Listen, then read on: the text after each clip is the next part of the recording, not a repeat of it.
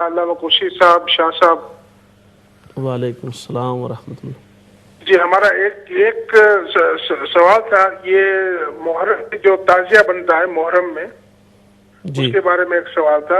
بہت سے لوگ علماء بتاتے ہیں کہ یہ تعزیہ بنانا جو ہے وہ حرام ہے، مگر ایک بات میں نے جو سنی تھی کہ حضرت نظام الدین اولیاء رحمۃ اللہ تعالی علیہ ایک بار وہ بھی تعزیے کے پیچھے تعزیہ نکل رہا تھا، وہ بھی تعزیے کے پیچھے وہ جا رہے تھے، تو اس بات کی تھوڑی سی آپ تفسیر کر دیں تو بہت۔ جی ٹھیک ہے، شکریہ۔ ہمارے ساتھ رہیے گا، پروگرام میں تشریف لانے کا شکریہ۔ انشاءاللہ تعالیٰ آپ کے سوالات کے جوابات پیش کیے جائیں گے۔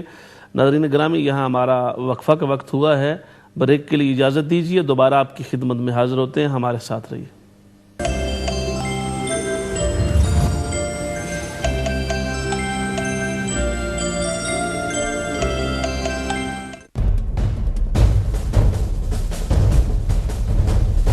Black magic, they can actually destroy lives as well. I think, this black magic is disgraceful. All these money schemes, Maulanas, they ask for money. So, if you're suffering from this, go to the right people, don't go to the people who make money. On the subject of black magic, I don't agree with it. I think it should be abolished and people should have...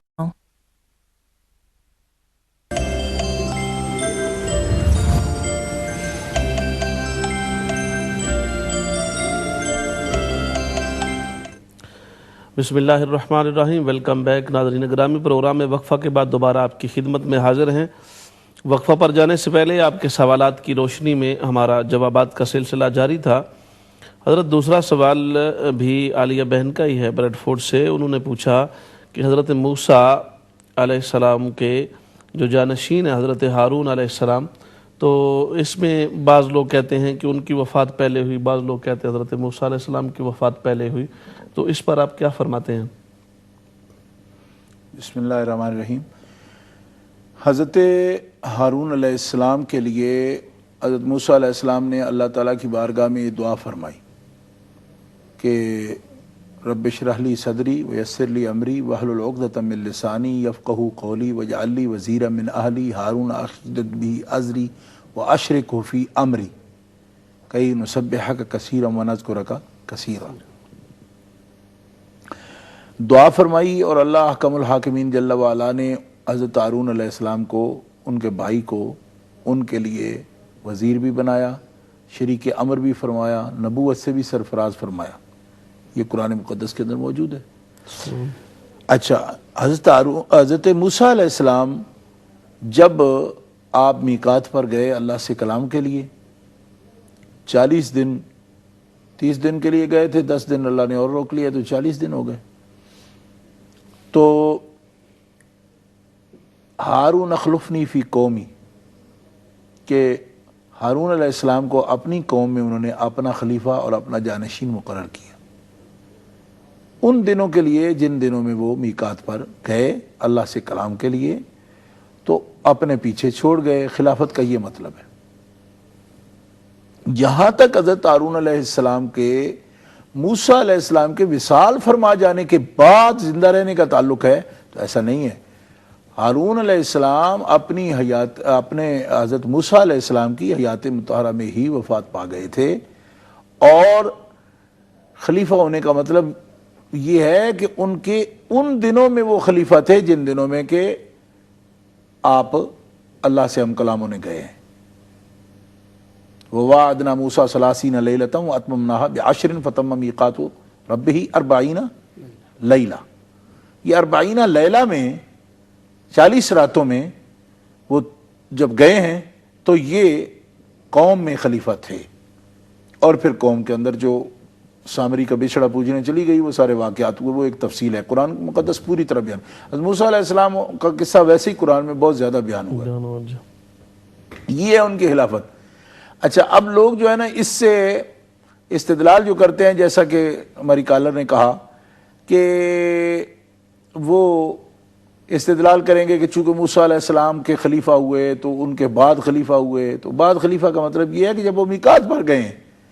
اسی طرح حضرت مولا پاک علی المرتضیٰ شیر خدا اخی رسول ہیں، سرکار کے وزیر ہیں اور سرکار کے معاون ہیں اور ناصر دین ہیں، یہ سب حیثیات ہیں ان کی. اسی لیے نبی کریم علیہ السلام نے فرمایا انت منی بمنزلۃ ہارون من موسیٰ الا انہ لا نبی بعدی،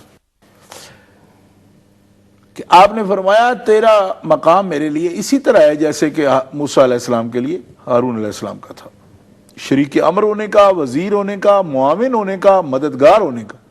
ورنہ نبی کریم علیہ السلام بڑے تھے اور موسیٰ علیہ السلام سے ہارون علیہ السلام بڑے تھے عمر میں.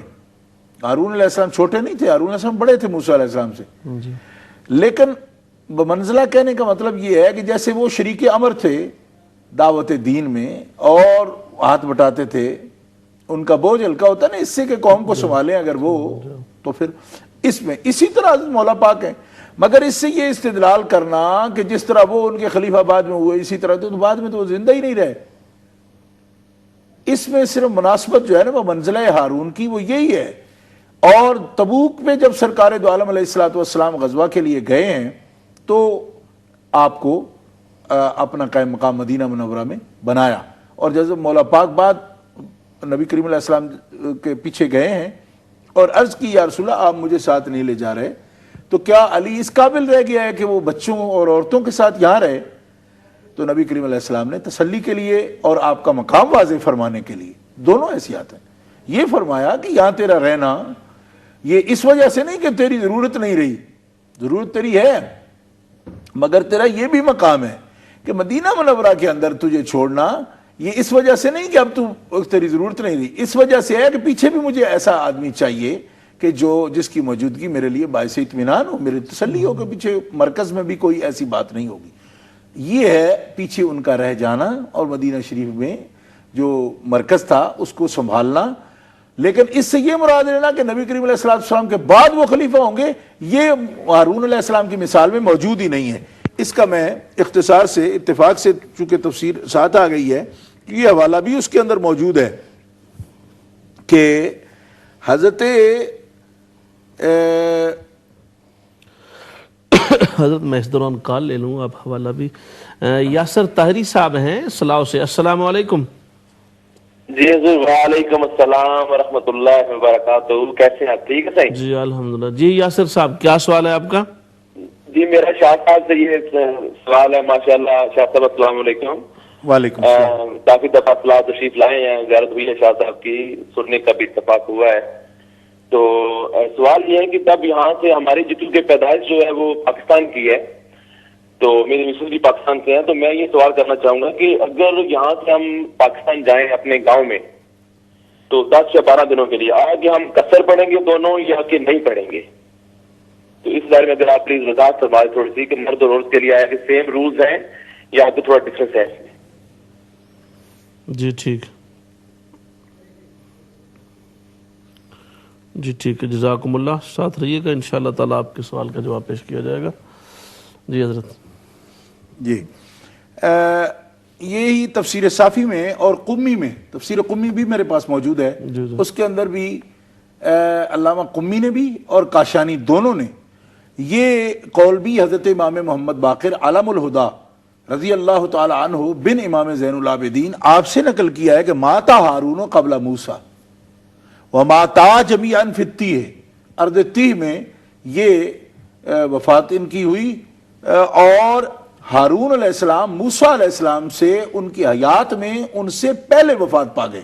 یہ حضرت امام محمد باقر رضی اللہ تعالیٰ عنہ علم الہدا جو علوم اہل بیت کے وارث ہیں اور پوتے ہیں امام حسین علی مقام کے، بڑا قریب سے رابطہ مولا علی پاک سے ہے ان کا، وہ بیان فرما رہے ہیں. تو کم از کم اس میں تفاسیر دیکھ لی جائے، یوں ہی بس ایک پیالی میں جو ہے نا جس طرح طوفان کھڑا کیا جاتا ہے کہ وہ دیکھتے نہیں. یہی تفسیر قمی میں بھی مارکۃ الآراء تفسیر سمجھی جاتی ہے روافظ کے ہاں، اس میں بھی موجود ہے، اور تفسیر صافی کے اندر بھی صفحہ نمبر 27 پر یہ عبارت موجود ہے. حضرت امام باقر رضی اللہ تعالی عنہ کی اپنی روایت آپ فرما رہے ہیں. تو ان کے تو معصوم ہیں، معصوموں کی روایت کو تو کم از کم تسلیم کریں. ہمارے لیے بھی وہ محفوظ ہیں، پیشوا ہیں، رہبر ہیں، ہم بھی ان سے رہنمائی لیتے ہیں، لیکن ان کے یہاں تو بہت بڑا کانسیپٹ ہے نا امامت کا، نبیوں سے بھی اوپر جا کر، تو کم از کم ان سے بات سمجھنی چاہیے. جزاکم اللہ. علی صاحب نے برمنگھم سے حضرت یہ سوال پوچھا کہ جب ہم روزے کی نیت کرتے ہیں تو ہم کہتے ہیں کہ باب صوم غد نویت من شہر رمضان، کہ کل کے ماہ رمضان المبارک کے روزے کی میں نے نیت کی، حالانکہ وہ تو آج ہو چکا ہوتا ہے، 12 بجے کے بعد دن تو شروع ہو جاتا ہے، تو وہ غدن کیوں کہتے ہیں، آج کیوں نہیں کہتے؟ یہ جو 12 بجے دن شروع کرنے والی بات ہے نا، یہ تو ہوا شمسی جو تاریخ ہے اس کے حساب سے. جی جی. تو اس میں یہ ہوتا ہے کہ یہ رات اس دن کی ہی رات ہوتی ہے، مگر ہوتی رات ہے، دن نہیں کہتے اس کو. تو جب تک آج کے دن میں اگر آپ کہیں گے نا تو آپ کا روزہ کیسے ہوگا؟ اس کا مطلب جس وقت آپ نیت کر رہے ہیں اس وقت دن شروع ہو چکا، تو دن شروع ہوئے جب آپ نے نیت کی تو وہ تو نیت ہی نہ ہوئی. آپ رات میں نیت کرتے ہیں، سحری جو ہوتی ہے وہ قبل صبح صادق یعنی طلوع فجر سے پہلے آپ نے نیت کرنی ہے نا، تو وہ رات کا حصہ ہے، اس لیے آپ کل کا دن کہہ رہے ہیں اس کو. اور یہ جو 12 بجے رات سے دن شروع ہونے والا فلسفہ ہے تو یہ شمسی ہے نا. جی جی. یہ تو تاریخ، شمسی تاریخ کے اعتبار سے گنا جاتا ہے نا اس طرح. اسلامی تاریخ کے اعتبار سے اس